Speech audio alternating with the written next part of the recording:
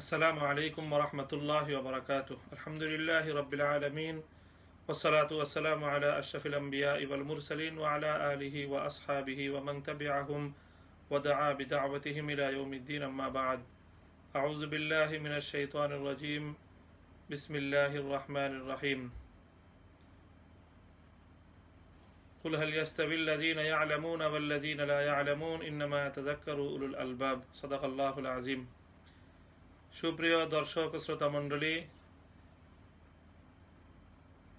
এক সপ্তাহের বিরতির পর আজকে আমরা আবার আমাদের নিয়মিত লাইভ প্রোগ্রাম প্রশ্নোত্তরমূলক আপনার জিজ্ঞাসায় আপনাদের সকলকে স্বাগত জানাই। এই মুহূর্তে আমাদের লাইভ প্রোগ্রামে যারা দেশ ও প্রবাস থেকে আমাদের সঙ্গে সংযুক্ত আছেন অথবা পরবর্তীতে যারা আমাদের এই অনুষ্ঠান দেখবেন, সকলকে আমরা আমাদের এই ভুবনে অভিনন্দন জানাই এবং সকলের শুকরিয়া জ্ঞাপন করি। প্রিয় দর্শক, আমরা আমাদের আপনার জিজ্ঞাসা এই প্রশ্নোত্তর পর্বের আজকে 14তম পর্ব প্রচার করছি এবং আমরা এখানে আজকে আপনাদের সম্মুখে হাজির হয়েছি। যথারীতি আপনাদের পক্ষ থেকে যে সকল প্রশ্নগুলো নিয়মতান্ত্রিকভাবে আমাদের নির্ধারিত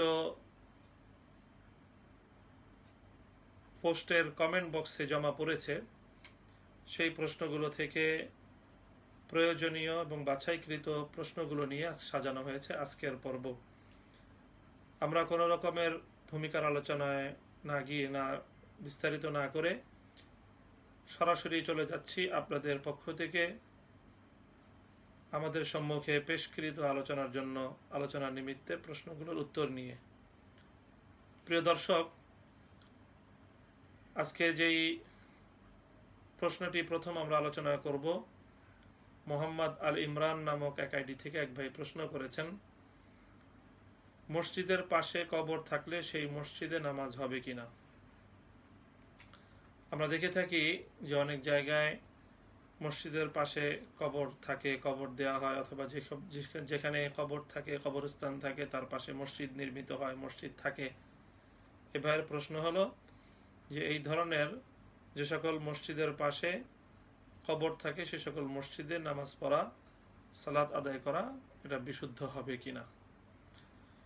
প্রিয় দর্শক, যে সকল জায়গায় কবর থাকে সেখানে এমনভাবে সালাত আদায় করা, নামাজ পড়া অনুমতি নেই যে নামাজের দ্বারা কবরের প্রতি কোনো সম্মান অথবা কবরকে সিজদা করা হচ্ছে এই ধরনের কোনো সংশয় অথবা এই ধরনের কোনো আকৃতি যদি তৈরি হয় তাহলে সেভাবে নামাজ পড়া সহি হবে না। তবে হ্যাঁ, যদি এমনভাবে সেখানে মসজিদ থাকে, এমনভাবে যদি কবরের কাছাকাছি জায়গায় নামাজ পড়া হয় যাতে কবরকে সম্মান করা হচ্ছে এবং কবরকে সিজদা করা হচ্ছে, এই ধরনের কোনো সংশয়ের যদি অবকাশ না থাকে তাহলে সেভাবে নামাজ পড়তে কোনো সমস্যা নেই। সুতরাং আপনার প্রশ্নের উত্তর হলো, যদি কবরের মধ্যখানে আর মুসল্লির মধ্যখানে এমন কোনো দেয়াল থাকে, এমন কোনো আড়াল থাকে যাতে কবরকে সিজদা করা হচ্ছে অথবা কবরকে সামনে নিয়ে সালাত আদায় করা হচ্ছে, এই ধরনের সন্দেহ, সংশয় বা এমন কোনো আকৃতি তৈরি না হয় তাহলে সেখানে নামাজ আদায় করতে কোনো সমস্যা নেই।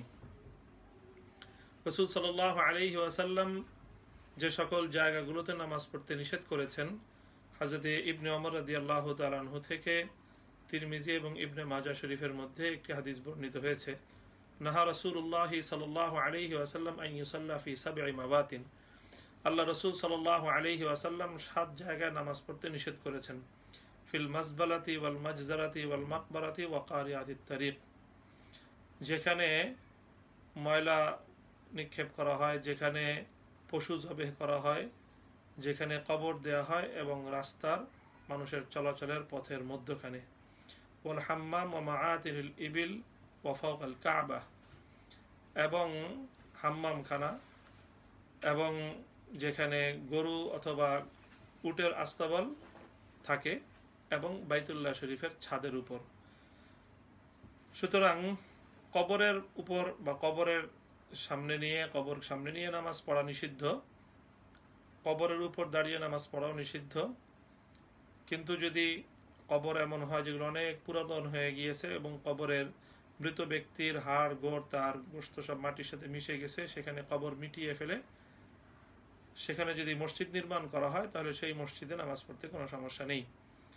মদিনার মসজিদে নববী যেখানে নির্মিত হয়েছিল, আমরা হাদিসের কিতাব থেকে এবং অসংখ্য বর্ণিত হাদিসের বর্ণনাগুলো থেকে আমরা দেখতে পাই যে সেখানে কবর ছিল। রাসূল সাল্লাল্লাহু আলাইহি ওয়াসাল্লাম বনু নাজ্জারের সেই জায়গাটা ক্রয় করে নিয়ে সেখানকার কবরগুলো মুছে ফেলে সেখানে মসজিদ নির্মাণ করেছেন। সুতরাং মসজিদের কাছাকাছি যদি কবর থাকে আর সেই কবর এবং মসজিদের মধ্যখানে যদি দেয়াল থাকে, আড়াল থাকে, তাহলে সেই মসজিদে নামাজ পড়তে অসুবিধা নেই।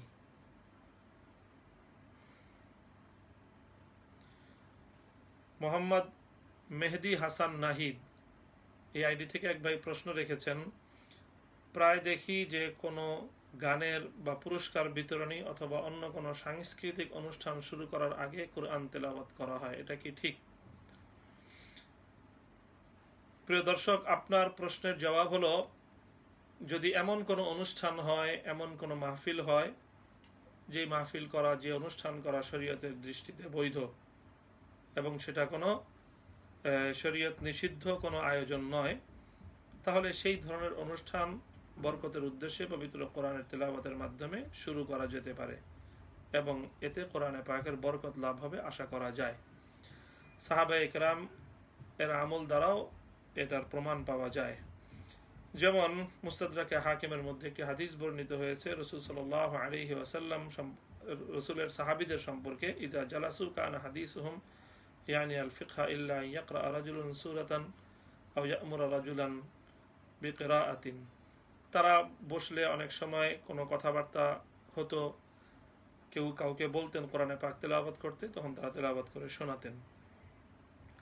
এটা হলো যদি ওই ধরনের অনুষ্ঠান হয় যেই ধরনের অনুষ্ঠানে শরীয়তে অনুমতি রয়েছে। কিন্তু যদি এমন কোনো অনুষ্ঠান না হয়ে বরং বিপরীত কোনো অনুষ্ঠান হয়, যে অনুষ্ঠানগুলোর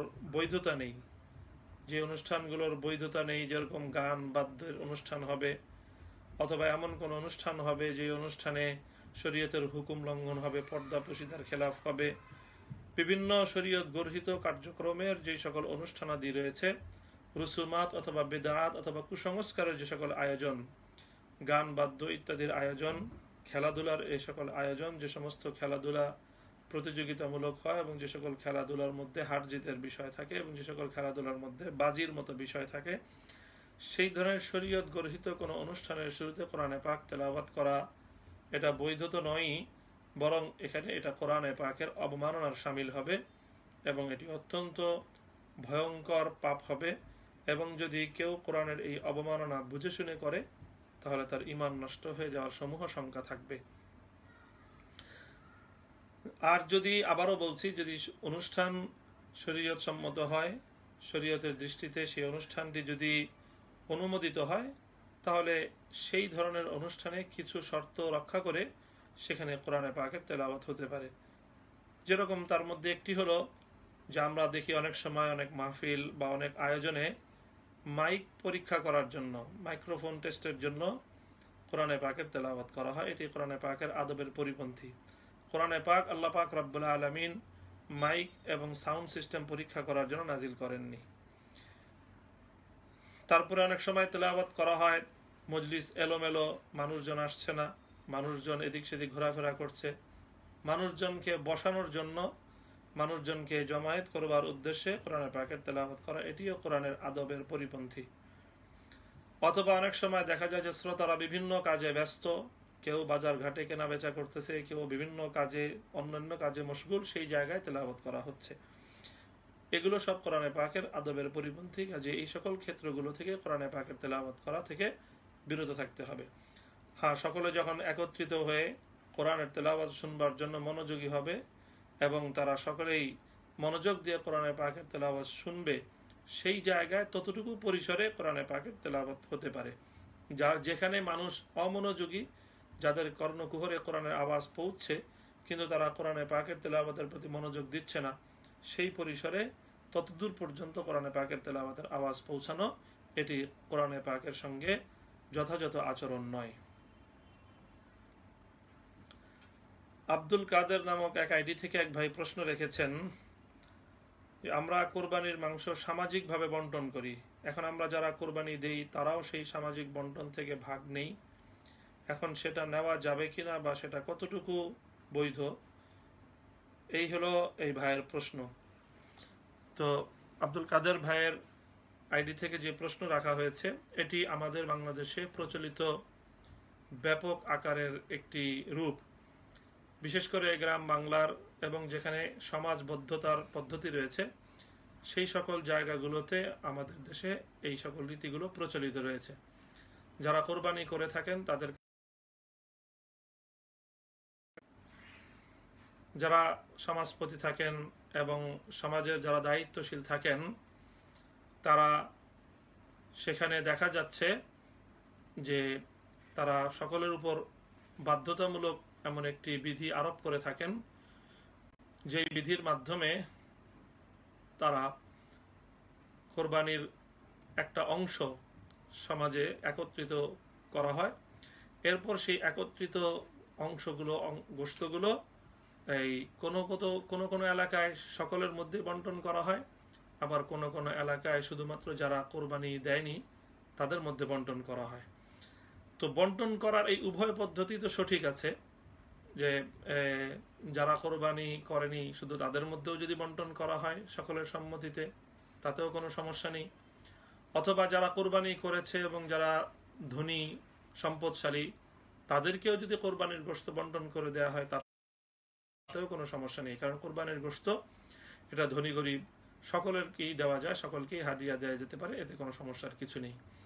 কিন্তু সমস্যা হলো আমাদের দেশের প্রচলিত কোরবানির গোশত সংগ্রহের পদ্ধতিটি, অর্থাৎ এখানে সামাজিকভাবে প্রত্যেকের জন্য বাধ্যতামূলক করে দেওয়া হয় যে প্রত্যেকে 3 ভাগের 1 ভাগ অথবা প্রতি মনে 3 কেজি 4 কেজি এরকম নির্ধারিত অংশ প্রত্যেক কোরবানি দাতার জন্য বাধ্যতামূলক করে দিয়ে থাকে এবং সকলেই সেটা দিতে বাধ্য থাকে। তো এইভাবে বাধ্যতামূলকভাবে সকল কোরবানি দাতাকে কিছু অংশ দেওয়ার জন্য তাদের উপরে আরোপ করে দেয়া, বাধ্যতামূলক বিধান আরোপ করে দেয়া অথবা তাদেরকে বাধ্য করার যে পদ্ধতি এটি সম্পূর্ণরূপেই শরীয়ত নিষিদ্ধ এবং এটি অবৈধ এবং নাজায়েজ প্রক্রিয়া। হ্যাঁ, যেটা করতে হবে সেটা হলো সমাজের পক্ষ থেকে সকলকে বলা যেতে পারে যে আপনারা যারা যতটুকু অংশ দিতে চান সামাজিক সকলকে বন্টন করার জন্য আপনাদের ইচ্ছা মতো আপনারা প্রদান করুন।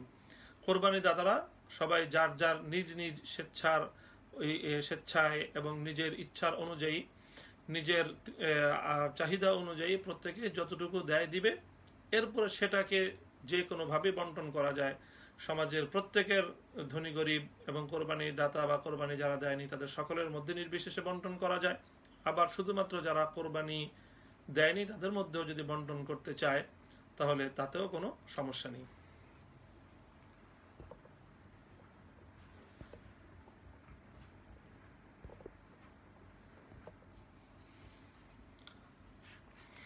প্রিয় দর্শক, আশা করছি প্রশ্নটির উত্তর আপনি বুঝতে পেরেছেন।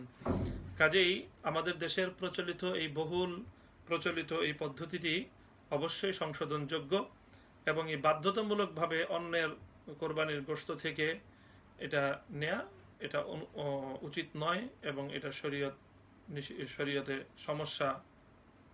শরীয়তের দৃষ্টিতে এটা গ্রহণযোগ্য কোনো পদ্ধতি নয়। তবে হ্যাঁ, এই পদ্ধতি অবলম্বন করার দ্বারা এতে কোরবানিতে কোনো সমস্যা হবে না এবং এই কোরবানি যারা দাতা তাদের কোরবানিতে কোনো সমস্যা হবে না। কিন্তু এভাবে সকলকে চাপ প্রয়োগ করে বাধ্য করে তাদের কাছ থেকে যে গোশতগুলো নেওয়া হচ্ছে এই গোশত ভক্ষণ করা অন্যদের জন্য বৈধ হবে না।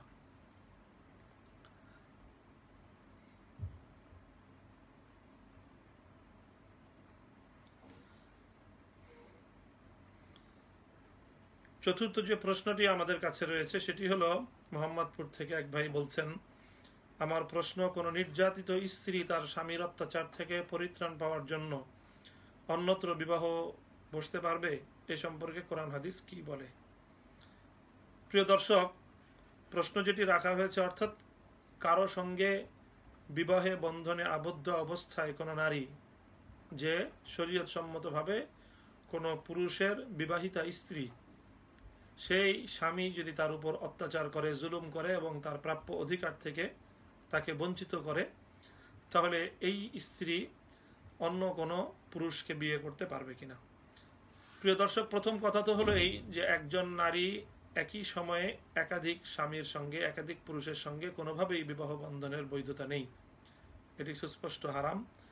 এবং একই সময়ে যদি এক স্বামী থাকা অবস্থায় অন্য কারো সঙ্গে কোনো ধরনের সম্পর্ক তৈরি হয়, এটি স্পষ্ট হারাম, নাজায়েজ এবং জেনার সম্পর্ক হবে।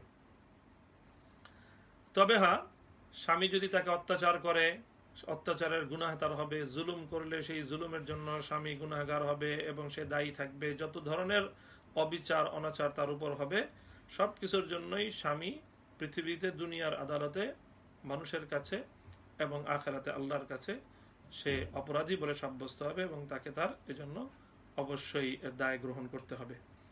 সেক্ষেত্রে স্ত্রীর জন্য যেটা করণীয় সেটা হলো, যদি স্ত্রীকে স্বামী কর্তৃক তালাক গ্রহণ করবার ক্ষমতা প্রদান করা থেকে থাকে, যেটাকে শরীয়তের দৃষ্টিতে তাফওয়িজে তালাক বলা হয়, স্বামী যদি স্ত্রীকে তালাকের অধিকার দিয়ে থাকে, যেটি আমাদের দেশে প্রচলিত যে বিবাহ রেজিস্ট্রির যে কাবিননামা রয়েছে, সেই কাবিননামার 17 নম্বর ঘরে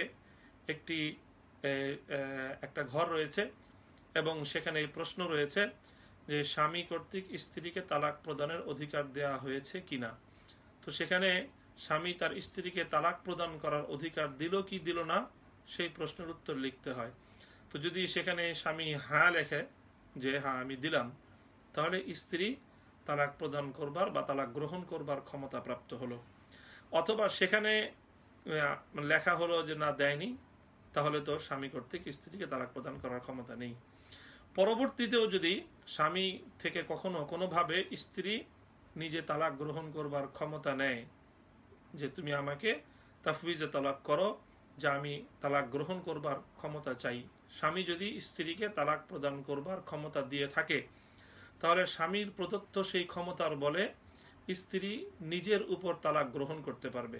এখানে আমাদের স্মরণ রাখতে হবে যে স্বামীকে কখনোই স্ত্রী তালাক দিতে পারে না, বরং স্ত্রী যদি স্বামীর পক্ষ থেকে ক্ষমতা প্রাপ্ত হয়, সেক্ষেত্রেও স্ত্রী স্বামীর পক্ষ থেকে তালাক গ্রহণ করতে পারে।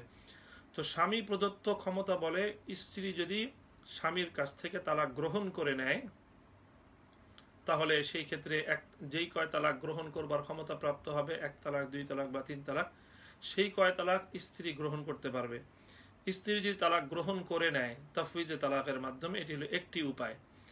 দ্বিতীয় উপায় হলো, যদি স্বামীর পক্ষ থেকে স্ত্রীকে তালাক প্রদান করবার অধিকার দেয়া না থাকে, তাহলে স্ত্রী স্বামীর সঙ্গে কোনো আর্গুমেন্টে যেতে পারে এবং তার সঙ্গে একটি চুক্তিতে আবদ্ধ হতে পারে, যেটাকে খোলা তালাক বলা হয়। অর্থাৎ স্ত্রী স্বামীকে বলল যে আমি তোমার মোহরানা ফেরত দিয়ে দিব, অথবা এমনভাবে মোহরানা ফেরত দেওয়ার শর্ত দিয়ে এইভাবে স্বামীকে যদি সম্মত করতে পারে, তাহলে এটাকে বলা হয় খোলা তালাক। তাহলে এই খোলা তালাকের মাধ্যমে অথবা তাফওয়িজে তালাকের মাধ্যমে স্ত্রী যদি তালাক গ্রহণ করবার ক্ষমতা প্রাপ্ত হয়, তাহলে সেই ক্ষমতার মাধ্যমে স্ত্রী তালাক গ্রহণ করবে।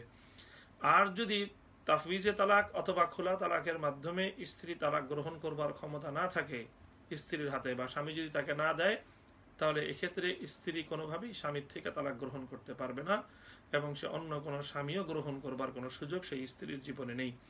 এক্ষেত্রে সেই স্ত্রীর জন্য করণীয় হলো, সে আদালতের দ্বারস্থ হবে, আদালতে সে দায়ের করবে, তার মামলা দায়ের করবে এবং তার অবস্থা জানাবে যে আমাকে আমার স্বামী নির্যাতন করছে, বা প্রশাসনের দ্বারস্থ হবে যে আমি নির্যাতিত অবস্থায় আছে, আমি অধিকার হারা অবস্থায় রয়েছে, আমি স্বামীর ঘর করতে চাই না। তখন আদালত বিষয়টা যাচাই বাছাই করে তখন আদালত স্বামীকে বাধ্য করবে স্ত্রীকে তালাক প্রদান করতে, অথবা ওয়ালি হিসাবে আদালত তখন স্বামীর থেকে তালাক নিয়ে স্ত্রীকে তালাকের সুযোগ দিবে এবং এইভাবে তখন স্ত্রী স্বামীর থেকে বিচ্ছিন্ন হবে। এইভাবে যদি বিচ্ছিন্ন হওয়ার পর তারপরে স্ত্রীকে ইদ্যত পালন করতে হবে, অর্থাৎ তাকে 3 মিন্স বা 3 মাসিক পর্যন্ত তাকে অপেক্ষা করতে হবে। আর যদি স্ত্রী গর্ভবতী হয় তাহলে তাকে গর্ভের সন্তান প্রসব হওয়া পর্যন্ত অপেক্ষা করতে হবে, এবং সন্তান প্রসব অথবা 3 মাস বা 3 মিন্স অতিক্রান্ত হওয়ার মাধ্যমে তার ইদ্যত সমাপ্ত হবে। এই ইদ্যত সমাপ্ত হওয়ার পর তারপরে যদি সে যথানিয়মে যথাবিহিতে যদি সে নতুন কোনো স্বামীর সঙ্গে বিবাহ বন্ধনে আবদ্ধ হতে চায় তাহলে সেই বিবাহ বন্ধনের সুযোগ শরীয়তের মধ্যে রয়েছে। সুতরাং যদি স্বামী স্ত্রীর মধ্যে বনিবনা না হয় অথবা স্ত্রীর উপর যদি স্বামী জুলুম এবং অত্যাচার করে, তাহলে প্রথমে তো এটার যে সমস্যা সমাধানের যেই পদ্ধতিগুলো শরীয়ত দিয়েছে সেটা হলো স্বামীকে বোঝানোর চেষ্টা করবে, অভিভাবকদেরকে দিয়ে বোঝানোর চেষ্টা করবে, যে কোনোভাবে বুঝিয়ে শুনিয়ে তাকে জুলুম এবং নির্যাতন থেকে নিবৃত্ত রাখার চেষ্টা করবে। যদি কোনোভাবেই জুলুম এবং নির্যাতন থেকে নিবৃত্ত করতে না পারে, নিষ্পত্তি যদি করা সম্ভব না হয়, তাহলে আমরা যে পদ্ধতি বর্ণনা করলাম, তাফওয়িজে তালাক হয়ে থাকলে তাফওয়িজে তালাকের মাধ্যমে স্বামী প্রদত্ত ক্ষমতা বলে স্ত্রী নিজের উপর তালাক গ্রহণ করবে, অথবা খোলা তালাক করবে, স্বামীকে টাকা পয়সা দিয়ে রাজি করিয়ে স্বামীর থেকে নিজে খোলা তালাক নেবে। আর যদি কোনোটি সম্ভব না হয় তাহলে আদালতের দ্বারস্থ হবে এবং আদালতের মাধ্যমে স্বামীকে তালাক প্রদান করতে বাধ্য করবে। এভাবে তালাক গ্রহণ যেভাবেই হোক তাকে করতে হবে। তালাক গ্রহণ করার পর ইদ্যত পালন করতে হবে, তারপরেই কেবলমাত্র এই স্ত্রীর জন্য ভিন্ন কোনো পুরুষের চিন্তা করা সম্ভব।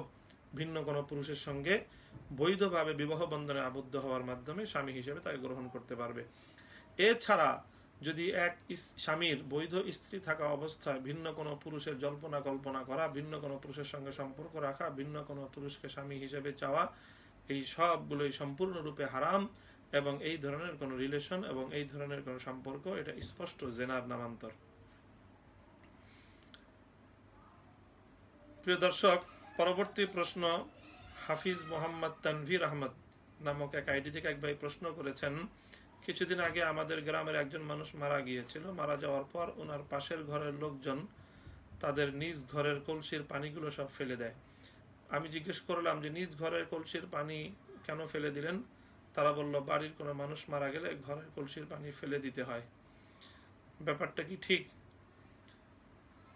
তো তানভীর আহমদ ভাইয়ের যেই প্রশ্ন, এটা স্পষ্ট পরিষ্কার যে এটা একটা কুসংস্কার। কোনো মানুষ মারা গেলে তার ঘরের অথবা তার আশপাশের ঘরের পানি অথবা কোনো খাবার দাবার কোনো কিছুতেই এর দ্বারা কোনো প্রতিক্রিয়া সৃষ্টি হয় না, বরং পবিত্র পানি ব্যবহারের যোগ্য। এটাকে যদি এমনিতেই নষ্ট করে ফেলা হয় এটি একটা অপচয় হবে এবং সেটি অপচয়ের গুনাহ হবে। কাজেই যারা এমন ধরনের ধারণা রাখেন যে পানি ফেলে দিতে হয়, তারা একটি কুসংস্কার এবং জাহিলিয়াতের ধারণায় বিশ্বাস করেন। এই ধরনের কুসংস্কার এবং এই ধরনের জাহিলি বিশ্বাস পরিত্যাগ করা প্রত্যেক মুমিনের জন্য অবশ্য কর্তব্য। মোহাম্মদ সালাউদ্দিন আনসারি নামক আইডি থেকে প্রশ্ন করা হয়েছে, বিয়ের জন্য পাত্রী দেখতে ছেলে ছাড়া অন্য কারো দেখা জায়েজ কিনা? বাবা এবং বড় ভাই পাত্রী দেখতে পারবে কিনা? প্রিয় দর্শক,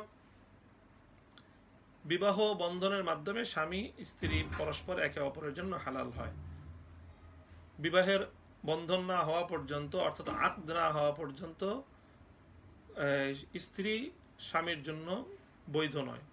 তবে হ্যাঁ, শরীয়তের মধ্যে শুধু স্ত্রীকে বিবাহের আগে দেখে নেওয়ার অনুমতি শরীয়তের মধ্যে দেয়া হয়েছে, এবং সেই দেখে নেওয়ার অনুমতিটা কেবলমাত্রই যে পাত্র তাকে দেওয়া হয়েছে। পাত্রের অন্য কাউকেই এই পাত্রী দেখার, কনে দেখার সুযোগ এবং বৈধতা শরীয়ত দেয়নি। সুতরাং পাত্রের বাবা অথবা পাত্রের দাদা অথবা তার আপনজন অন্য কেউ এই পাত্রীকে বিবাহের আগে দেখার কোনো সুযোগ নেই। বড় ভাই, পাত্রের দুলাভাই সহ আমাদের দেশে আরও যারা যারা বিয়ের আগে পাত্রী দেখার যে প্রচলন রয়েছে, এগুলো সম্পূর্ণই কুফুরি সংস্কার, এগুলো বদ্দিনী সংস্কৃতি, এগুলো অবশ্যই আমাদেরকে পরিহার করে চলতে হবে। বিবাহের পর পাত্রী তো পাত্রের জন্য, কনে স্ত্রী তার স্বামীর জন্য বৈধ হবে, কিন্তু বিবাহের পরও এই স্ত্রীকে স্বামীর বড় ভাই বা ছোট ভাই, স্বামীর দুলাভাই, তাদের জন্য তো কখনোই তাকে দেখা বৈধ নয়। বিবাহের পরে স্বামীর বাবা, শ্বশুর তার সঙ্গে দেখা করতে পারবে, কিন্তু বিবাহের আগে পাত্রীকে শুধুমাত্র পাত্রের জন্যই দেখা বৈধ রয়েছে এবং সেই পাত্রের জন্য দেখার বৈধতারও সীমারেখা রয়েছে। ফিকহে হানাফির ফতোয়া মতে শুধুমাত্র বিবাহেচ্ছুক পাত্র এই পাত্রীর মুখমণ্ডল, 2 হাতের কবজি পর্যন্ত এবং পায়ের টাকনু পর্যন্ত দেখার সুযোগ রয়েছে। এছাড়া শরীরের অন্যান্য অঙ্গ তার আবৃত থাকতে হবে। বিবাহের আগে পাত্রের জন্য পাত্রীর গায়ে স্পর্শ করা, শরীরে কোথাও স্পর্শ করা, তাকে আংটি পরিয়ে দেওয়া অথবা কোনো অলংকার পরিয়ে দেওয়ার ছলে তার গা স্পর্শ করার কোনো সুযোগ নেই।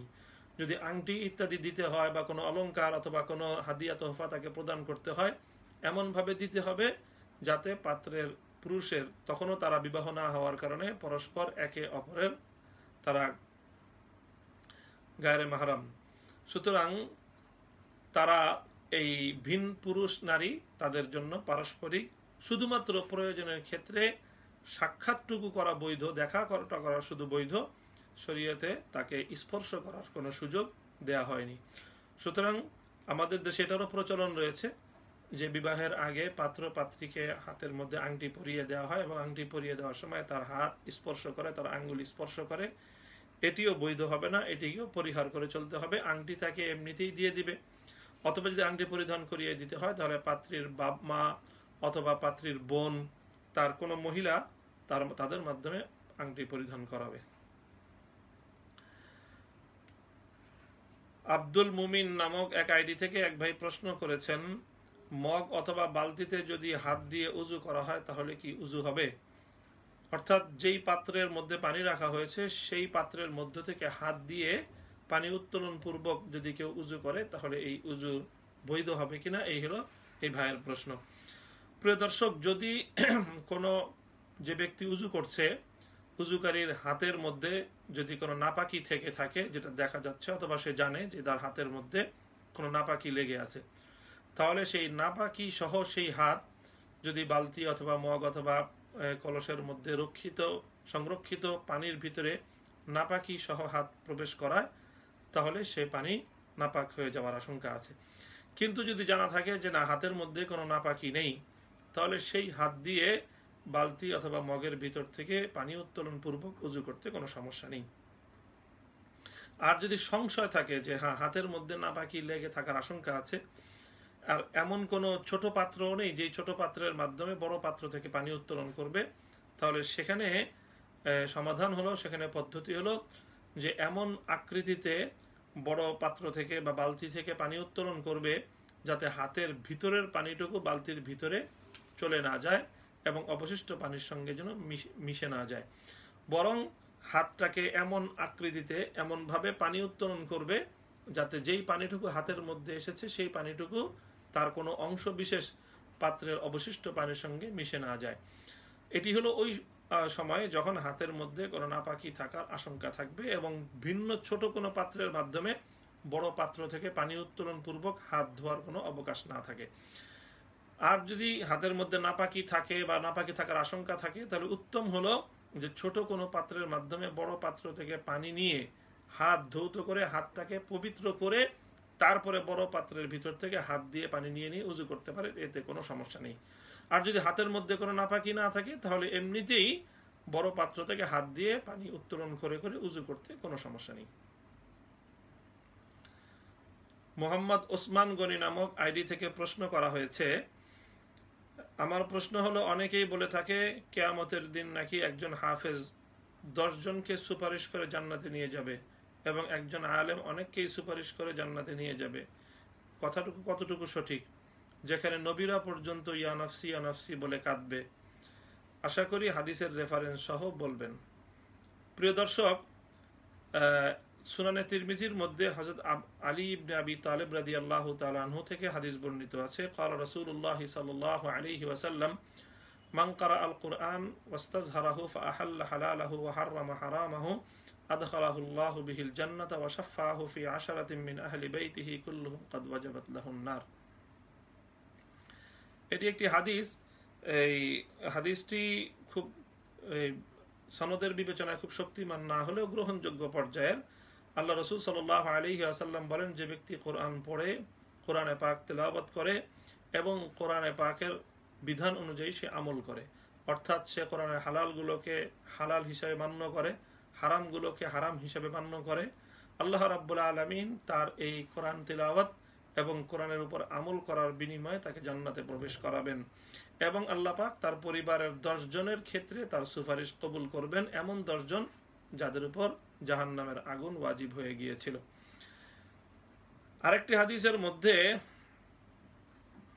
একজন সাহাবী তিনি বলেন, সামিআতু রাসূলুল্লাহ সাল্লাল্লাহু আলাইহি ওয়াসাল্লাম ইয়াকুল ইয়াদখুলুল জান্নাতা বিশাফাআতি রাজুলিন মিন উম্মতি আকসারু মিন বানি তামিম কিলা ইয়া রাসূলুল্লাহ সিওয়া ক্বালা সিওয়ায়া ফালাম্মা কামা কুলতু মান হাযা ক্বালু হাযা ইবনু আবিল জাদআ। ইবনে আবিল জাদআ সাহাবী হাদিস বর্ণনা করেন, রাসূল সাল্লাল্লাহু আলাইহি ওয়াসাল্লাম বলেছেন যে আল্লাহ রাসূল সাল্লাল্লাহু আলাইহি ওয়াসাল্লাম বললেন যে আমার উম্মতের মধ্য থেকে কোন ব্যক্তির শাফাআতের মাধ্যমে বনু তামিম গোত্রের লোকদের চেয়েও বেশি পরিমাণ লোক জান্নাতে যাবে। সাহাবায়ে কেরামের পক্ষ থেকে প্রশ্ন করা হলো, ইয়া রাসূলুল্লাহ, আপনি ছাড়া অন্য ব্যক্তির সুপারিশ? নবীজি বললেন যে হ্যাঁ, আমি ছাড়া অন্য ব্যক্তির সুপারিশ। এটি সহিহ হাদিস বর্ণিত সুনানে তিরমিজির। সুতরাং এই হাদিস থেকে আমরা স্পষ্টভাবে বুঝতে পারছি যে কিয়ামতের দিন নবী আলাইহিস সালাতু ওয়াস সালাম ছাড়াও এবং পয়গম্বর আলাইহিমুস সালামগণ ছাড়াও নেককার লোকদের এবং বিশেষ করে যারা আল্লাহর নিকট গ্রহণযোগ্য তাদের কাছ থেকে আল্লাহ পাক সুপারিশ গ্রহণ করবেন এবং তাদের সুপারিশের মাধ্যমে আল্লাহ পাক অনেক ব্যক্তিকে নাজাত দিবেন। সুতরাং হাফেজ ব্যক্তি 10 জনকে জান্নাতে নিয়ে যাবে, ব্যাপারটি ঠিক এভাবে প্রমাণিত নয়। তবে যদি হাফেজ যিনি কোরআন তেলাওয়াতকারী হন, তিনি যদি কোরআনের উপর আমলকারী হন, তিনি যদি সালেহ হন এবং তিনি যদি আল্লাহ পাক রব্বুল আলামিনের নিকট গ্রহণযোগ্য বান্দা হন, তাহলে তিনিও সুপারিশের এই অধিকার পেতে পারেন, এই মর্যাদা তিনি পেতে পারেন, এবং তার সুপারিশের মাধ্যমে আল্লাহ পাক রব্বুল আলামিন অনেক গুনাহগার ব্যক্তিকে নাজাত এবং পরিত্রাণ দিতে পারেন। এটি সহিহ হাদিসের দ্বারাই প্রমাণিত। HM শহীদুল ইসলাম নামক এক আইডি থেকে প্রশ্ন করা হয়েছে, যদি কোনো ব্যক্তির উপর কুরবানি ওয়াজিব হওয়ার মতো মাল থাকে কিন্তু নগদ টাকা না থাকে এবং এই মাল কুরবানির নির্ধারিত তারিখের মধ্যে বিক্রি করতে না পারে, তাহলে ওই ব্যক্তির করণীয় কি? অর্থাৎ সে এই পরিমাণ সম্পদের মালিক যার উপরে যাতে তার উপর কোরবানি ওয়াজিব হয়ে গেছে, কিন্তু তার কাছে নগদ টাকা নেই এবং সে যে সম্পদ বিক্রি করে সে নগদ টাকা সংগ্রহ করে কোরবানি করবে সেটাও তার পক্ষে সম্ভব হলো না, কারণ যেই সম্পদ বিক্রি করলে সে টাকা পেত সেই সম্পদ সে বিক্রি করতে পারেনি। তাহলে এই ক্ষেত্রে এই ব্যক্তির কি বিধান বা এই ব্যক্তির করণীয় কি? প্রিয় দর্শক, এই প্রশ্নের জবাব হলো, যে ব্যক্তির উপর কোরবানি ওয়াজিব সে কোনো না কোনো ভাবে তাকে ব্যবস্থা করতে হবে কোরবানি করতে। যদি সে কোনো ব্যবস্থা না করে তাহলে সে এর জন্য গুনাহগার হবে। সে যে কোনো উপায়ে কারো কাছ থেকে ঋণ নিয়ে, খরচ নিয়ে, যে কোনো সম্পত্তি বিক্রি করে যে কোনো উপায়ে তাকে কোরবানি করতে হবে। যদি সে কোরবানি না করে তাহলে সে কোরবানি না করার কারণে সে গুনাহগার হবে। যদি কোরবানির দিনগুলোতে ওয়াজিব কোরবানি দিতে না পারে কোনো কারণে, তাহলে কোরবানির পশু ক্রয় না করে থাকলে তার উপর কোরবানির উপযুক্ত একটি পশুর মূল্য সদকা করা ওয়াজিব হয়। অর্থাৎ সে কোনো কারণে সে কোরবানি ওয়াজিব হওয়া সত্ত্বেও সে কোরবানি করতে পারেনি, আর সে কোরবানি করার জন্য কোনো পশু ইতিমধ্যে ক্রয় করেনি, তাহলে সেই ব্যক্তির জন্য কোরবানির যেই 3 দিন অতিক্রান্ত হওয়ার পরে যদি 3 দিনের মধ্যে কোরবানি না করে থাকতে পারে, তাহলে পরে কোরবানির উপযুক্ত একটি পশু তাকে সাদকা করে দিতে হবে, একটি পশুর মূল্য তাকে সাদকা করে দিতে হবে। আবার বলছি, কোরবানি বৈধ হয় এমন একটি পশুর মূল্য সাদকা করে দিতে হবে।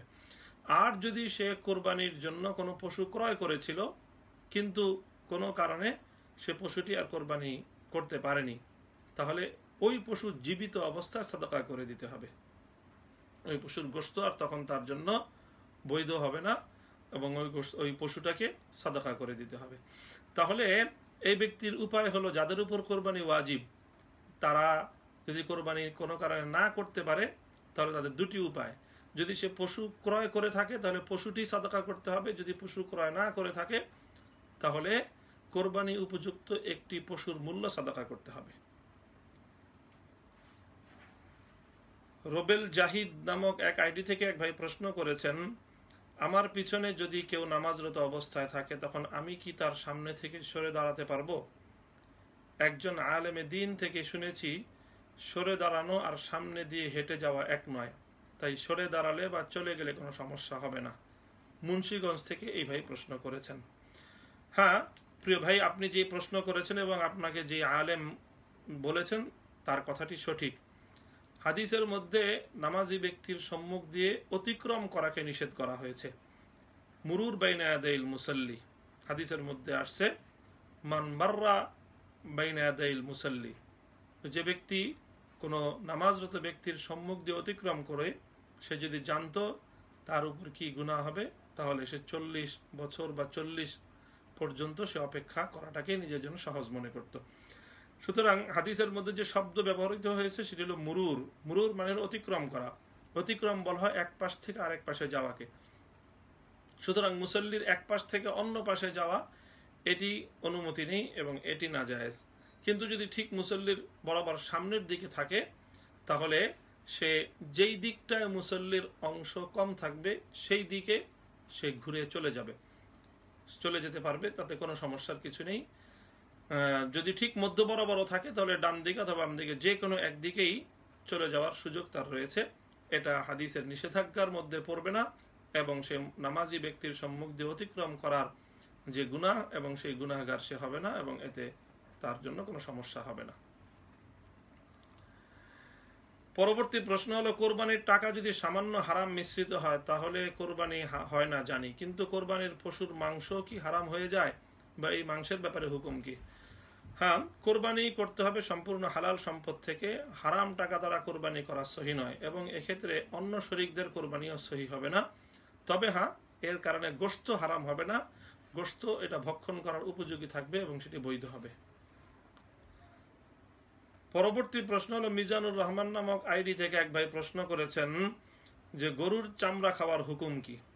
প্রিয় দর্শক, ইসলামী শরীয়তে গোশত ও চামড়ার একই হুকুম, উভয়টি খাওয়া জায়েজ আছে। চামড়ার পশম ভালো করে পরিষ্কার করে রান্না করে খেতে পারবে, এতে কোনো সমস্যা নেই। সুতরাং বর্তমান সময়ে আমাদের দেশে বিশেষ করে গরুর চামড়ার দর পতন এবং এটাকে যেভাবে এই চামড়াকে নিয়ে কারসাজি করা হচ্ছে, এটি খুব সুন্দর একটি উপায় যে আমরা গরুর চামড়াটিকে যদি খাওয়ার আওতায় নিয়ে আসতে পারি তাহলে এর দ্বারা আমাদের ভালো খাদ্য চাহিদা পূরণ হতে পারে। এটিকে প্রসেসিং এর মাধ্যমে খাবারের উপযুক্ত করা যায় এবং একটি সুস্বাদু খাদ্যে পরিণত হয়। কাজেই এটি খেতে কোনো সমস্যার কিছু নেই। গরুর চামড়া যদি বৈধ উপায়ে এটা সুন্দরভাবে জবাই করার দ্বারা গরুর গোশত যেরকম হালাল এবং পাক হয়ে যায়, গরুর চামড়াও হালাল এবং পাক হয়ে যায়। তাওহিদ শাহিন নামক এক আইডি থেকে এক ভাই প্রশ্ন করেছেন, বলা হয়ে থাকে কেউ যদি কবরের 3টি প্রশ্নের উত্তর সঠিকভাবে দিয়ে দিতে পারে তাহলে সেই লোক জান্নাতি, আর যে সঠিক উত্তর দিতে পারবে না সে জাহান্নামী। এখন প্রশ্ন হলো, কবরেই যদি এই নির্ধারণ হয়ে যায় সে আযাব প্রাপ্ত নাকি শান্তি প্রাপ্ত, তাহলে কিয়ামতের বিচার হবে কেন? আর কিয়ামতের ময়দানে বিচার হলে কবরে যে সঠিক উত্তর দিয়ে দিল কিংবা দিতে পারলো না তার ভিত্তিতে শাস্তি হবে কেন? শাস্তি হয়ে গেলেই তো নির্ধারণ হয়ে গেল সে জাহান্নামী। প্রিয় দর্শক, আপনার প্রশ্নের হলো, এই প্রশ্নের উত্তর হলো যে আসলে কবর এবং হাসর বা হাসরের ময়দান দুটি ভিন্ন ভিন্ন জায়গা এবং দুটি ভিন্ন ভিন্ন মানুষের হিসাব কিতাবের ক্ষেত্র। চূড়ান্ত হিসাব অবশ্যই হাসরের ময়দানে হবে এবং আল্লাহ পাক রব্বুল আলামিন ইয়াউমে ইয়াকুমুল হিসাব বা ইয়াউমুল জাযা, ইয়াউমুদ্দিন যেটাকে বলেছেন সেই দিন হবে। আর কবর হলো একটি প্রাথমিক হিসাব নিকাশের ব্যবস্থা। কবরের প্রাথমিক এই হিসাব নিকাশে যারা পরীক্ষায় উত্তীর্ণ হবে তাদের তো কবরের মধ্যে শান্তির ব্যবস্থা হবে এবং এটা স্বাভাবিক যে ব্যক্তি কবরের মধ্যে পরীক্ষায় উত্তীর্ণ হয়ে যাবে সে তো এজন্যই উত্তীর্ণ হবে যে সে উত্তীর্ণ হওয়ার উপযোগী। সে যখন কবরের পরীক্ষায় উত্তীর্ণ হবে এবং আশা করা যায় সে কিয়ামতের পরীক্ষায় উত্তীর্ণ হবে ইনশাআল্লাহ। তো এটি শুধুমাত্র অনুমান ভিত্তিক কোনো কথা নয়, এ সম্পর্কে নির্ধারিত হাদিস সুপ্রমাণিত রয়েছে। হযরতে উসমান বিন আফফান রাদিয়াল্লাহু তাআলা আনহু সম্পর্কে বর্ণিত, কানা উসমান ইবনে আফফান ইযা ওয়াকাফা আলা কবরিন বাকা হাত্তা ইয়াবুল্লা লিহইয়াতুহু। হযরত উসমান রাদিয়াল্লাহু তাআলা আনহু যখন কোনো কবরের পাশে দাঁড়াতেন তখন এত বেশি কান্না করতেন যে ওনার কান্নায় ওনার দাড়ি ভিজে যেত। ফায়ুকালু লাহু কাদ তাযকুরুল জান্নাতা ওয়ান নারা ফালা তাবকি ওয়া তাবকি মিন হাযা। উসমান রাদিয়াল্লাহু আনহুকে প্রশ্ন করা হলো যে আপনি জান্নাত এবং জাহান্নাম স্মরণ করেন কিন্তু এত বেশি ক্রন্দন করেন না কবরের পাশে দাঁড়ালে আপনি যতটা ক্রন্দন করেন, কারণ কি? তখন উসমান রাদিয়াল্লাহু তাআলা আনহু বলেন, ইন্না রাসূলুল্লাহ সাল্লাল্লাহু আলাইহি ওয়াসাল্লাম قال ইন্নাল কবরা আউয়ালু মানাজিলিল আখিরাহ ফাইন নাজা মিনহু ফামা বাদাহু আইসারু মিনহু ওয়া ইল্লাম ইয়ানজু মিনহু ফামা বাদাহু আশাদ্দু মিনহু। কবর হলো পরকালের প্রথম স্টেশন। যে ব্যক্তি, যদি কেউ কবরের এই স্টেশন থেকে মুক্তি পেয়ে যায় তাহলে পরবর্তী স্টেশনগুলো, পরবর্তী ধাপগুলো তার জন্য আরো সহজ হয়ে যাবে। আর যে ব্যক্তি কবরের প্রথম স্টেশনে যে যার জন্য কঠিন হয়ে যাবে, পরবর্তী প্রত্যেকটি স্টেপ, পরবর্তী প্রত্যেকটি স্টেশন, প্রত্যেকটি ধাপ তার জন্য আরো কঠিন হয়ে যাবে। এরপরে তিনি বলেন, ওয়াকাল রাসূলুল্লাহ সাল্লাল্লাহু আলাইহি ওয়াসাল্লাম মা রাআইতু মানজারান কাত্তু ইল্লা ওয়াল কবরু আফযাউ মিনহু। আল্লাহ রাসূল বলেন যে আমি কবর থেকে ভীতিকর কোনো দৃশ্য কখনো দেখিনি। সহিহ তিরমিজি শরীফের মধ্যে সহিহ সনদের মাধ্যমে বর্ণিত এই হাদিস। তো সুতরাং এই হাদিস থেকে ওসমান রাদিয়াল্লাহু তাআলা এর বর্ণনা থেকে স্পষ্ট হয় যে মূলত প্রশ্ন এবং হিসাব কিতাব তো চূড়ান্ত হবে হাসরের ময়দানেই, তবে কবরের এই প্রশ্নোত্তর এটি হলো তার একটি পূর্বাভাস এবং এটি হলো তার এই প্রথম পর্ব। কাজে এই প্রথম পর্বে যে ব্যক্তি উত্তীর্ণ হবে তার পরবর্তী পর্ব তার জন্য প্রথম পর্বে উত্তীর্ণ হওয়ার চেয়ে আরো সহজ হয়ে যাবে।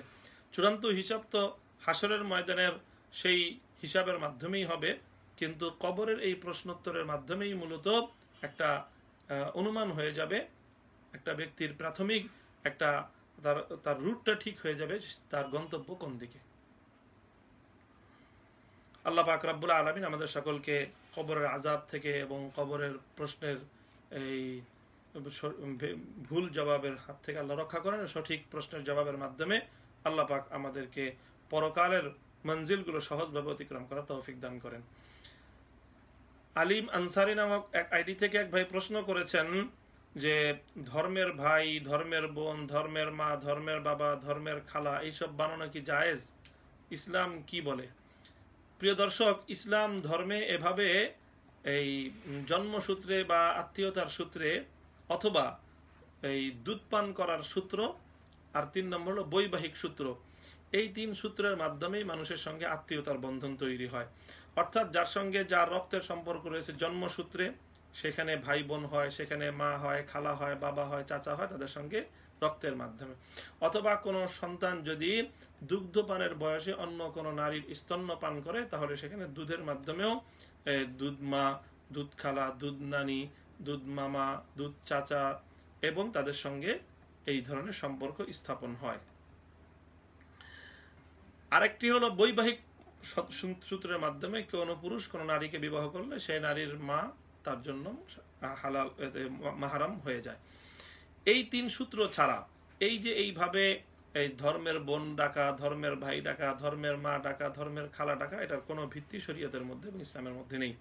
বিবাহের সময় উকিল বাপ নামে এক ধরনের বাপ তৈরি করা হয় আমাদের দেশে। এগুলো সম্পূর্ণ ভিত্তিহীন কার্যক্রম। কোনো ব্যক্তি এই 3 সম্পর্কের সূত্র ব্যতি রেখে অন্য কোনো সূত্রের মাধ্যমে কারো সম্পর্কের কোনো বৈধতা হয় না। জাহিলিয়াতের জামানায় এমন পদ্ধতি ছিল। হযরত রাসূল আকরাম সাল্লাল্লাহু আলাইহি ওয়াসাল্লামের পালক পুত্র যায়েদ ইবনে হারেসাকে যায়েদ ইবনে মুহাম্মদ বলা হতো। কোরআনে পাকের আয়াত নাজিল হয়ে সূরা আহজাবের আয়াতের মাধ্যমে আল্লাহ পাক রব্বুল আলামিন স্পষ্টভাবে নিষিদ্ধ করে দিয়েছেন, উদউহুম লিআবাহিম হুয়া আকসাতু ইনদাল্লাহ। আল্লাহ বলেছেন যে প্রত্যেক সন্তান যার মাধ্যমে জন্মগ্রহণ করলো সেই কেবলমাত্র তার বাবা, এছাড়া অন্য কেউ তার বাবা নয়। সুতরাং সেই বাবার সন্তান ছাড়া অন্য কেউ তার আপন ভাই হতে পারে না।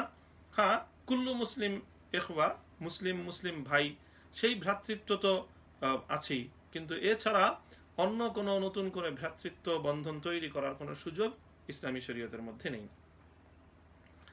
আনাস মারওয়ান নামক এক ব্যক্তি জানতে চেয়েছেন, তিনি লম্বা প্রশ্ন করেছেন। তার প্রশ্নের সার কথা হলো এই যে তিনি প্রবাসী। তিনি বলছেন যে আমি ওমান প্রবাসী, বাংলাদেশি। আমাকে প্রবাসে পাঠাতে আমার বড় ভাই অনেক পরিশ্রম করেছেন, অনেক টাকা পয়সা দিয়েছেন এবং টাকা পয়সা দিয়ে প্রবাসে পাঠিয়েছেন। আমি এখান থেকে প্রবাস থেকে তিনি বলেন যে আমি আয় ইনকাম করি এবং আমার সংসারে টাকা পাঠাই। এই টাকা দিয়ে আমার সংসার, তার পরিবার শান্তিতে সুখে রয়েছে। কিন্তু প্রশ্ন হলো যে যেখানে তিনি চাকরি করছেন, যে এলাকায় তার কর্মস্থল, সেখানে কোনোভাবেই তিনি শরীয়তের বিধিবিধান পালন করে চলতে পারছেন না। সেখানকার অধিকাংশ মানুষ অমুসলিম। যে অফিসে বা যেই প্রতিষ্ঠানে চাকরি করছেন সেখানে শরীয়ত নিষিদ্ধ অনেক কার্যক্রম করতে তাকে বাধ্য করা হয়। টাকনুর নিচে কাপড় পরতে হয়, প্রতিদিন দাড়ি শেভ করতে হয়, নামাজ পড়ার কোনো সুযোগ তাকে দেয়া হয় না। এখন এই পরিস্থিতিতে তিনি যদি সেই চাকরি ছেড়ে দেন তাহলে তাকে সেই এলাকা পরিত্যাগ করতে হয়। এতে তার পরিবার পরিজন, তাদের যে সুখে শান্তিতে তাদের যে আয় ইনকামের পথ সেটি রুদ্ধ হয়ে যাবে এবং তার পরিবার চায় না যে এই ভাই সেখান থেকে চাকরিটা ছেড়ে দেন। এখন এদিকে চাকরি করলে আল্লাহর হুকুম লঙ্ঘন করতে হয়। এখন এই পর্যায়ে তার অনুরোধ হলো যে আমি এখন কি করব, কোন দিকে যাব, এই বিষয়ে আমি জানতে চাই। প্রিয় দর্শক, এ বিষয়ে স্পষ্ট কথা হলো লা তাআতা লিমাখলুকিন ফি মাসিয়াতিল খালিক। আল্লাহর হুকুম লঙ্ঘন করে কারো আনুগত্য করা যাবে না। আল্লাহর বিধান লঙ্ঘন করে এখানে অন্য কোনো পন্থা অবলম্বন করার কোনো সুযোগ কোনো ইমানদারের কাছে নেই। হ্যাঁ, আপনার পরিবারের সুখ শান্তির জন্য, সমৃদ্ধির জন্য, তাদের অর্থনৈতিক সহযোগিতার জন্য আপনি সর্বাত্মক চেষ্টা করবেন, সর্বাত্মক পরিশ্রম দিবেন, সব কিছু করবেন, কিন্তু সেটা করতে গিয়ে শরীয়ত নিষিদ্ধ কোনো কার্যক্রম পরিচালনা করবার অনুমতি আপনার জন্য নেই। সুতরাং আপনি যেখানে চাকরি করছেন সেই চাকরিটা আপনি যদি সেখানে ন্যূনতম শরীয়তের হুকুমটুকু পালন করার সুযোগ পান, অর্থাৎ নামাজ কাজা না হয়, 5 ওয়াক্ত নামাজ পড়বেন, টাকনুর উপরে ফরজ কাপড় পরিধান করার বিধান আপনি পালন করবেন, দাড়ি মুন্ডন না করে দাড়ি রাখা ওয়াজিব, এই ওয়াজিবের উপরে আপনি আমল করবেন, এই ধরনের একান্ত জরুরি পালনীয় বিধানগুলো যদি পালন করার কোনো সুযোগ এবং স্কোপ তৈরি করতে পারেন তাহলে আপনার পরিবারের দিকে তাকিয়ে শত কষ্ট হলেও সেই চাকরি আপনাকে অব্যাহত রাখা উচিত হবে। কিন্তু যদি এই ধরনের শরীয়তের জরুরি বিধানগুলি পালন করবার কোনো সুযোগ সেখানে না হয় তাহলে আপনি চেষ্টা করেন অন্য কোনো বৈধ উপায়ে, হালাল উপায়ে কোনো ইনকামের পথ, আয় রোজগারের কোনো পথ আপনি উন্মুক্ত করতে পারেন কিনা। সেখানে আপনার জন্য চেষ্টা করলে আল্লাহ পাক রব্বুল আলামিন ইনশাআল্লাহ আপনার জন্য পথ খুলে দিবেন। আপনি সে পথে ইনকাম করবেন এবং আপনার পরিবারের আয় রোজগারের এবং তাদের সুখ সমৃদ্ধির আপনি আপনার পক্ষে সাধ্যের আলোকে আপনি চেষ্টা চালিয়ে যাবেন। কিন্তু যদি আপনি কোনোভাবেই সেটি করতে সক্ষম না হন তাহলে এটি আপনার জন্য বৈধ হবে না যে আপনি আপনার পরিবারের সুখ শান্তির জন্য আপনি সবসময় আল্লাহর হুকুমের বিধান লঙ্ঘন করে যাবেন। এভাবেই আপনার এই চাকরি অব্যাহত রেখে শরীয়তের হুকুম লঙ্ঘন করার অনুমতি ইসলামী শরীয়তের পক্ষ থেকে আপনাকে দেয়া যাবে না। পরবর্তী প্রশ্ন রয়েছে, করোনা মহামারীর কারণে শিক্ষা বর্ষে অনেকটা সময় অতিবাহিত হয়ে গেছে। ছাত্ররা শিক্ষা প্রতিষ্ঠানের পরিবেশ ও পড়াশোনা থেকে দীর্ঘদিন বিচ্ছিন্ন। এমত অবস্থায় মাদ্রাসাগুলো খোলা হলে এই ভাঙ্গা বছরের শিক্ষাসূচি ও সিলেবাস কেমন হওয়া উচিত? করোনা পরবর্তী ছাত্রদের তালিম তরবিয়ত বিষয়ে কিছু আলোচনা আশা করছি। প্রিয় দর্শক, আমরা জানি পরিস্থিতিটি বিশেষ করে ইসলামী শিক্ষা প্রতিষ্ঠান, কওমি মাদ্রাসাগুলো সহ সকল শিক্ষা ব্যবস্থার সঙ্গে সম্পৃক্ত শিক্ষার্থীদের জন্যই অত্যন্ত জটিল একটি পরিস্থিতি তৈরি হয়েছে। বিশেষ করে মাদ্রাসা শিক্ষার যে প্রশ্নটি করা হয়েছে সেক্ষেত্রে আমরা বলবো যে বর্তমান জিলহজ মাস অতিক্রান্ত হতে চলেছে, অর্থাৎ বর্তমানে আমাদের এই চলতি শিক্ষাবর্ষের 2 মাস অতিক্রান্ত হয়ে গেল। 2 মাস সম্পূর্ণ যেটা ইতিমধ্যে আমাদের সবক হওয়ার কথা ছিল। আমাদের শিক্ষাবর্ষে প্রায় 8 মাসের মতো চলে বা 9 মাস চলে। সেই 9 মাসের মধ্যে ইতিমধ্যে 3টি মাস অতিক্রান্ত হয়ে গিয়েছে। তো এই হলো অবস্থা। এখন সামনে যতটুকু সরকারিভাবে যে নিষেধাজ্ঞা রয়েছে সেটি হলো আগস্ট মাসের শেষ পর্যন্ত, অর্থাৎ আরো 1টি মাস প্রায় আমাদের অতিক্রান্ত হতে চলেছে। তো যদি আগস্ট মাস অতিক্রান্ত হয়ে এই বাধ্যতামূলক ছুটির অথবা এই শিক্ষা প্রতিষ্ঠান বন্ধের এই প্রক্রিয়া যদি আরো দীর্ঘতর হয় তাহলে সেটি অবশ্যই আমাদের জন্য খুব জটিল কোনো পরিস্থিতি সৃষ্টি করবে। সেক্ষেত্রে যদি আরো দীর্ঘ হয়ে যায়, এখনো যদি মাদ্রাসাগুলো খোলা যায় এই সময়টায়, তাহলে শিক্ষা বর্ষটাকে মোটামুটি ভাবে সম্পন্ন করা আমাদের পক্ষে সম্ভব হবে বলে আমরা আশা করি। সেক্ষেত্রে যেটা করতে হবে অন্তত, যে আমাদের সাময়িক 2টি পরীক্ষা হয়ে থাকে, সেমাহি এবং ষষ্মাহি, হয়তো এবছরের জন্য 1টি পরীক্ষা নিতে হবে 2 পরীক্ষার স্থানে। তাহলে সেক্ষেত্রে আমাদের প্রায় 1 মাস খানিক সময় অতিরিক্ত সবক পড়ার জন্য আমরা পেয়ে যাব। 2 মাস যেটা আমাদের হাত থেকে চলে গেছে তার অনেকটাই ক্ষতিপূরণ হয়ে যাবে 1 মাসের মাধ্যমে। কিন্তু যদি আরো প্রলম্বিত হয় এই ছুটির মেয়াদ, তাহলে সেক্ষেত্রে আমাদের কি করণীয় হবে? সেক্ষেত্রে বিকল্প দুটি করণীয় আমরা পরামর্শ হিসাবে রাখতে পারি। চিন্তাশীলগণ এবং শিক্ষাবিদগণ, মাদ্রাসা কর্তৃপক্ষরা তারা বিষয়গুলো আরো গভীরভাবে ভেবে দেখবেন। প্রথম বিকল্প হলো এই যে যদি এই আগস্ট মাসের পরেও আরো দীর্ঘ হয় ছুটির সময়টি, তাহলে সেই ক্ষেত্রে আগস্ট মাসের পরে সেপ্টেম্বর বা অক্টোবরে যদি প্রতিষ্ঠান খুলবার সুযোগ হয়, তাহলে সেক্ষেত্রে একটি বিকল্প তো হলো এই যে শিক্ষাবর্ষের কার্যক্রম শুরু করে দেয়া। শিক্ষাবর্ষের কার্যক্রম শুরু করে দিয়ে এই রমজানের আগে, যেটা আমরা বার্ষিক এবং ফাইনাল পরীক্ষা নিয়ে শিক্ষাবর্ষ সমাপ্ত করে থাকি, এবছরের জন্য রমজানের পূর্বে শিক্ষাবর্ষ সম্পন্ন আমরা না করি, সমাপ্ত করব না। রমজানের ঠিক আগ পর্যন্তই একবারে আমাদের সবক এবং ক্লাস অব্যাহত থাকবে। ফাইনাল পরীক্ষাটা আমরা রমজানের পরে শাওয়ালে গিয়ে নিব। এতে ছাত্ররা ব্যক্তিগতভাবে পড়াশোনা করার এবং পরীক্ষার প্রস্তুতি নেওয়ার একটা সুযোগ রমজানে পেয়ে যাবে, এবং রমজানের পরেও কিছুটা প্রস্তুতি নিয়ে তারপরে শাওয়ালের প্রথম দিকে পরীক্ষা দিয়ে তার পরবর্তী শাওয়ালের শেষ দিক থেকে নতুন শিক্ষাবর্ষ শুরু করলে আশা করা যাবে যে আমাদের দোনোটি শিক্ষাবর্ষই মোটামুটি অনেকটাই সম্পন্ন হবে। এটি একটি বিকল্প পরামর্শ হতে পারে। দ্বিতীয় বিকল্প সাজেশন যেটি থাকতে পারে সেটি হলো এই যে এবছর আর শিক্ষাবর্ষ হিসেবে এটাকে ভিন্ন কোনো শিক্ষাবর্ষ হিসেবে এটাকে পরিপালন না করা, বরং যদি দীর্ঘ হয়ে যায় আরো কিছুদিন, এই লকডাউনের পরিস্থিতির কারণে শিক্ষা প্রতিষ্ঠান বন্ধের সময়টা যদি আরো দীর্ঘতর হয়, তাহলে সেক্ষেত্রে বছরের অর্ধেকের চেয়ে বেশি সময় প্রায় আমাদের অতিক্রান্ত হয়ে যাচ্ছে, প্রায় অর্ধেক সময়। কাজে বাকি অর্ধেক সময়টুকুতে আর শিক্ষাবর্ষ পরিচালনা না করে আমরা সেই সময়টুকুকে যা করতে পারি যে দীর্ঘ একটা শিক্ষা বিরতির কারণে গত বছরের যে শিক্ষার যে আমাদের সর্বশেষ পর্ব যেটা ছিল, গত বছর আমরা কেউ বার্ষিক পরীক্ষা দিতে পারিনি এবং ফাইনাল পরীক্ষা নেওয়া সম্ভব হয়নি।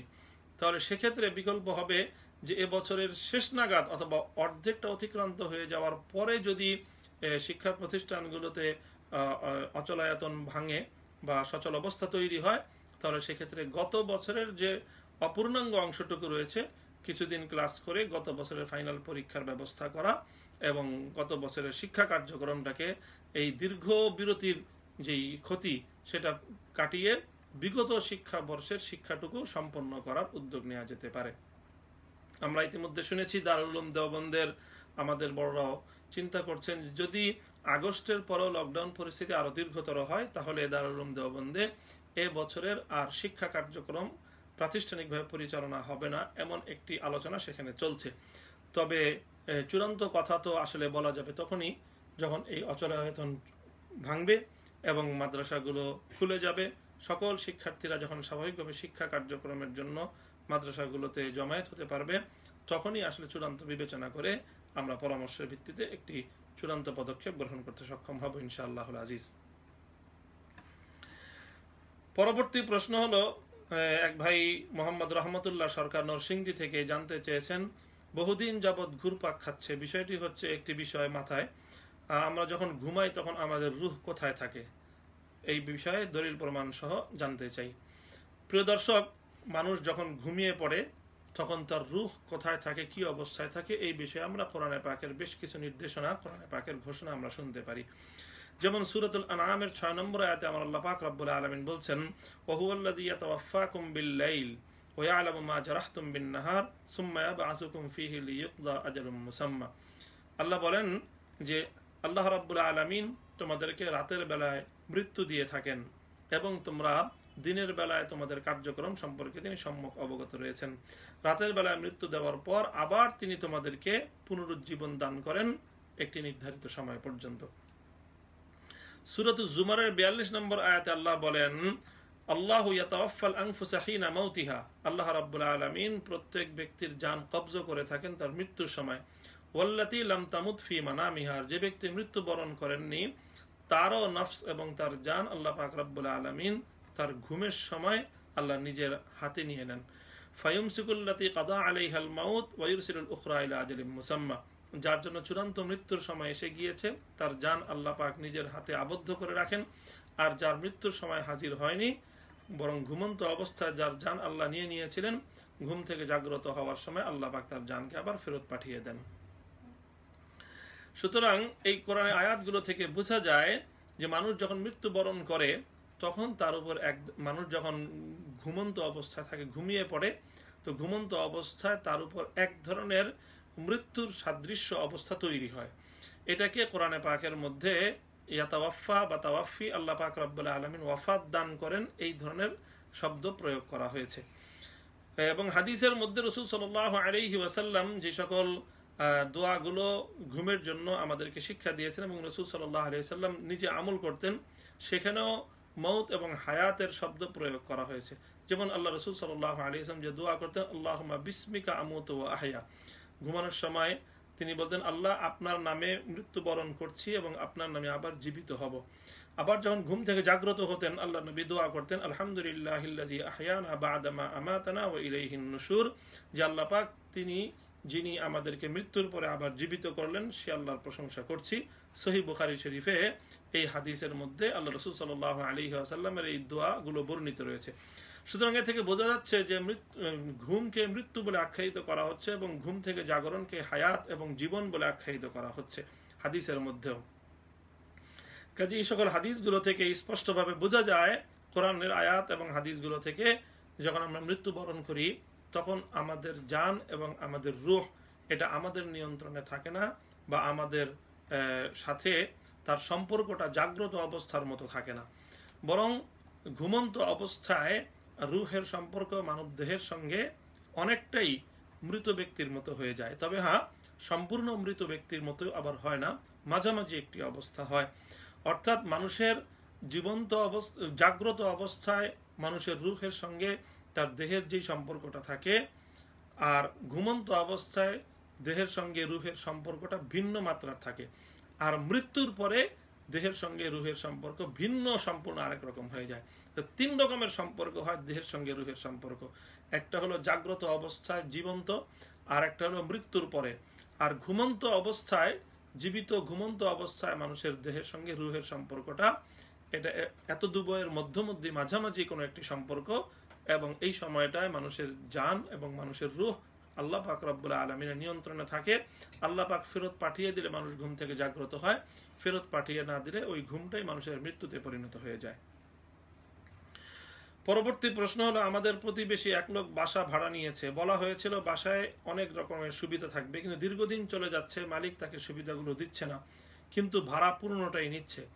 জানতে চাওয়ার বিষয় হলো, এভাবে ভাড়া নেওয়াটা শরীয়তে বৈধ আছে কিনা, মালিকের জন্য পূর্ণ ভাড়া নেওয়া কি জায়েজ হবে? প্রিয় দর্শক, এই প্রশ্নের জবাব হলো, মালিক যেই সকল সুবিধাগুলো দিচ্ছে না, সেই সুবিধাগুলো কোন ধরনের? যদি মৌলিক যে সকল সুবিধাগুলো একটা বাড়িতে বসবাস করবার জন্য প্রয়োজন হয়ে থাকে, সেই সকল সুবিধাগুলো যদি দিয়ে থাকে, যেমন পানি, গ্যাস, বিদ্যুৎ ইত্যাদি, যেগুলো ছাড়া ঘরে বসবাস করা যায় না, সেই সকল সুবিধাগুলো যদি সব দেয়া থাকে, তাহলে তো মালিকের জন্য এগুলোর ভাড়া নেওয়া বৈধ হবে। কিন্তু যদি এমন সুবিধা না থাকে যেই সুবিধার কারণে ঘরটি ব্যবহার করারই উপযুক্ত না, এমন সমস্যা যদি থাকে, তাহলে সেক্ষেত্রে মালিকের জন্য ভাড়া নেওয়া বৈধ হবে না। কিন্তু যদি ঘরটি ব্যবহার করার উপযুক্ত থাকে, তাহলে সেই ক্ষেত্রে মালিক আরও যে সকল ফ্যাসিলিটি এবং সুযোগ সুবিধা দেওয়ার প্রতিশ্রুতি দিয়েছিল, সেই সকল সুযোগ সুবিধাগুলি যদি দিতে না পারে, তাহলে তার জন্য পূর্ণ ভাড়া আদায় করা বৈধ হবে না। তাহলে সেক্ষেত্রে যেই পরিমাণ ফ্যাসিলিটি কমে গিয়েছে, বা যেই পরিমাণ সুযোগ সুবিধা সে দেওয়ার কথা ছিল কিন্তু দিতে ব্যর্থ হচ্ছে, সেই পরিমাণ ভাড়া তার কম নিতে হবে। এর চেয়ে বেশি ভাড়া গ্রহণ করা তার জন্য জুলুমের অন্তর্ভুক্ত হবে। পরবর্তী প্রশ্ন হলো, এক ভাই জানতে চেয়েছেন, আমার পিতা গ্রামে কিছু জমি কেনার সময় আমার চাচার নামে রেজিস্ট্রি করেছিল, কিন্তু তাকে দেয়া উদ্দেশ্য ছিল না, এখন সেগুলো তিনি নিজের নামে করে নিতে চাচ্ছেন, এটা বৈধ হবে কি? অর্থাৎ এটা অনেক সময় হয় কোনো কৌশলগত কারণে অন্য কারো নামে দলিল করা হয়, রেজিস্ট্রি করা হয়, বায়না করা হয়, কিন্তু সেটা তার সঙ্গে এটা স্পষ্ট থাকে যে তিনি তাকে দিয়ে দিচ্ছেন না। যদি এই বিষয়টি সুনির্ধারিত থাকে, তাহলে শুধুমাত্র রেজিস্ট্রি করার দ্বারা, বায়না করার দ্বারা জমিটির মালিকানা তার জন্য সাব্যস্ত হবে না। সুতরাং প্রশ্নোক্ত আলোকে আপনি যেটা বলছেন যে আপনার বাবা আপনার চাচাকে জমিটি দেয়নি, যদি ব্যাপারটি এমনই হয়ে থাকে, শুধু রেজিস্ট্রি করার মাধ্যমে অথবা তার নামে জমিটি লিপিবদ্ধ করার নামে এই জমির মালিক আপনার চাচা হবে না, বরং এই জমিটি আপনার বাবারই থাকবে। সুতরাং আপনারা এই জমি যে কোনো উপায়ে আপনার চাচার কাছ থেকে যদি উদ্ধার করে নিতে পারেন, তাহলে সেই অধিকার আপনার জন্য শরীয়ত দিয়েছে। আর আপনার চাচার জন্য এই জমি যদি আপনার বাবা তাকে প্রকৃত অর্থে না দিয়ে থাকেন, তাহলে এই জমি আপনার চাচার জন্য ভোগ করা বৈধ হবে না। সর্বশেষ প্রশ্ন যেটি আজকে আমরা আলোচনা করে আমরা বিদায় নিব দর্শক শ্রোতা আপনাদের কাছ থেকে, সেটি হলো, এক ভাই জানতে চেয়েছেন, অনেক মসজিদের দেয়ালে লেখা থাকে যে মসজিদে দুনিয়াবি কথা বলা হারাম, কথাটুকু কতটুকু সত্য জানতে চাই। হ্যাঁ প্রিয় দর্শক, মসজিদে দুনিয়াবি কথা বলা মাকরুহ, এটি ফিকহের কিতাবগুলোর মধ্যে লেখা হয়ে থাকে। অর্থাৎ এমন কথা যেই কথার সঙ্গে কোনো পরোপকারের সম্পর্ক নেই, যেই কথার সঙ্গে কোনো এই আমলের সম্পর্ক নেই, এমন ধরনের কথা, এটা যেটা শুধুমাত্র পার্থিব উদ্দেশ্যেই যে সকল কথাবার্তা বলা হয় সেগুলো মসজিদের মধ্যে বলা নিষেধ। তবে হ্যাঁ, এমন কথা যেটার মধ্যে অন্যের কল্যাণ রয়েছে, যে কথার মধ্যে অন্যের পরোপকারের বিষয় রয়েছে, যে কথার মধ্যে মানুষের কোনো বিবাদ বিসংবাদের মীমাংসার কথা রয়েছে, এই ধরনের কথা, এটা ইসলাহু যাতিল বাইন হিসাবে অন্যের বিবাদ মিটিয়ে দেওয়ার নিয়তে যদি সেই ধরনের কথা মসজিদে বলা হয়, তাহলে প্রয়োজনীয় এই কথাগুলো মসজিদে বলতে কোনো সমস্যা নেই। প্রিয় দর্শক, আজকের প্রশ্নোত্তর এ পর্যায় পর্যন্তই আমরা ক্ষান্ত করছি। সকলে ভালো থাকবেন। আল্লাহ পাক রব্বুল আলামিন আমাদের সকলকে ভালো রাখুন, সুস্থ রাখুন। দীর্ঘ সময় পর্যন্ত আপনারা আমাদের সঙ্গে সংযুক্ত থেকে আমাদের এই আপনার জিজ্ঞাসা লাইভ প্রশ্নোত্তরে আপনারা যারা সংযুক্ত থেকেছিলেন, দেখেছেন, আপনাদের সকলের জন্য দোয়া থাকলো, দোয়া চাই। ইনশাআল্লাহ দেখা হবে আবার আগামী মঙ্গলবার আপনার জিজ্ঞাসা পরবর্তী পর্বে। আল্লাহ পাক রব্বুল আলামিন আমাদের সকলকে ভালো রাখুন, সুস্থ রাখুন। ওয়া আখিরু দাওয়ানা আলহামদুলিল্লাহি রাব্বিল আলামিন। ওয়াসসালামু আলাইকুম ওয়া রাহমাতুল্লাহ।